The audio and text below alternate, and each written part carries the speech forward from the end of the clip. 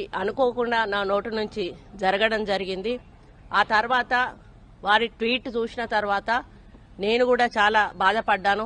ఎందుకంటే ఏ విషయంలో నేనైతే బాధపడతా ఉన్నానో ఆ విషయంలో నేను ఇంకొకరిని నొప్పించాను అని తెలిసి రాత్రి వెంటనే మరి దాన్ని వెనక్కి తీసుకుంటూ నేను ట్వీట్ చేయడం జరిగింది. కాబట్టి నాకు జరిగిన అవమానం, నేను పడ్డ బాధ ఇంకొకరు పడకూడదు అనేటువంటి ఒక ఆలోచనతోటి నేను బేషరతుగా దాన్ని వెనక్కి తీసుకోవడం జరిగింది. కానీ కేటీఆర్ విషయంలో మాత్రం తగ్గేది లేదు. ఆయన తప్పనిసరిగా క్షమాపణ చెప్పాల్సిన అవసరం ఉంది.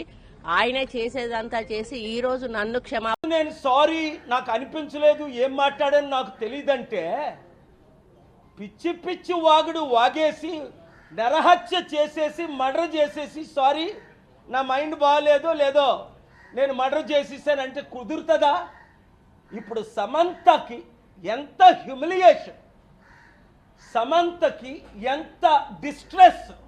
ఇదే అమెరికాలో అయితే 8,000 కోట్లు $1 బిలియన్ చిన్న యాక్సిడెంట్ జరిగితే $1 బిలియన్ జడ్జిమెంట్స్ ఉన్నాయి. లీగల్ ప్రాసిక్యూషన్ అంటే క్రిమినల్ ప్రాసిక్యూషన్, డిఫమేషన్ ఇవన్నీ ప్రిపేర్ చేశాను ఆల్రెడీ. ఒక 72 గంటల టైం ఇస్తున్నాను కొండా సురేఖ రాజీనామా చేయడానికి.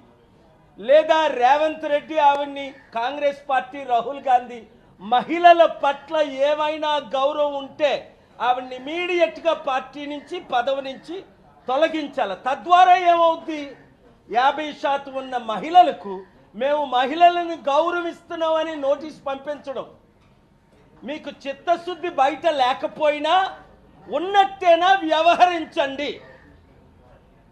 కనుక చాలా సెక్షన్స్ ప్రకారం డిఫమేషనే కాదు, క్రిమినల్ ప్రొసీడింగ్స్ కాదు, చాలా సెక్షన్స్ ఉన్నాయి.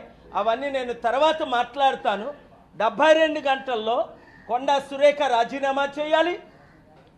2 సమంత పేరుతో వాళ్ళ కుటుంబం అన్నది సమంతకి ఇంటికెళ్ళి అపాలజీ చెప్పాలి, నాగార్జున ఇంటికెళ్ళి అపాలజీ చెప్పాలి.